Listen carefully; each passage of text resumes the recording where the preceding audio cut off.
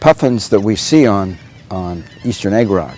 This is a colony that's been restored because over 100 years ago, in the late 1800s, people were eating the birds for food and taking them for feathers. They took so many that the birds disappeared. The obstacles were huge. No one had ever translocated, or that is, moved baby seabirds of any kind before. It's only 17 feet high, it's treeless, it's windswept, and it is a wild place. Ocean crashes over it in the winter almost completely. We've got our little cabin built on the only little high spot, and literally seaweed washes up to its doorstep in the winter.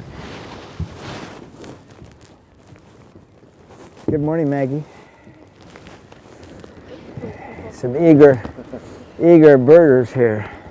It's been difficult. It's been foggy for almost 10 days now. And yeah, so we haven't had any power, all solar powered. And the chicks, they're a little wet, but a lot of them are making it. We're out here mainly to protect and monitor the birds. So we get up every day at 6 a.m. and do a daily bird count and look at the weather. We'll go out and do productivity for the tern chicks and laughing gull chicks. So that's, we go out and weigh and measure them, see how they're growing, which ones are surviving the rough weather that we have out here. This is a very important place for nesting because the birds are, it's too far from the mainland for predators like raccoons and fox and skunk and mink to get out here. If it's close to the mainland, those predators would wipe this colony out. So there's only a few islands in Maine that actually have a combination of distance from the mainland and suitable rock crevices for puffins to nest. Last winter, we started getting reports of puffins showing up in places they don't normally show up, close to shore. And then eventually we started getting reports of birds washing up. Some of them were starving, others were dead, and some of them were banded on our Maine islands. So we know that these were puffins from Maine. They could be from elsewhere, but they were in trouble. And before the end of the winter was up, at least 35 were found off Cape Cod alone.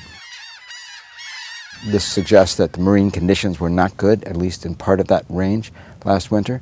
This coincides with the warmest oceans temperatures, sea surface temperatures recorded in 150 years. And warmer water generally means poor fishing for birds like puffins.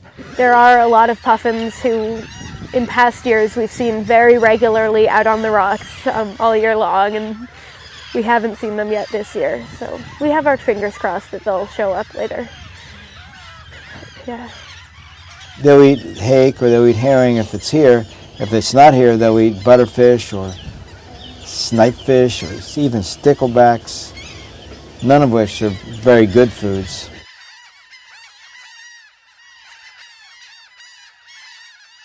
I don't think we need to worry about Maine puffins yet, but the fact that some died last winter and the fact that some chicks starved last summer, those are warnings that make us want to look more carefully and protect the colonies as best we can during the summer.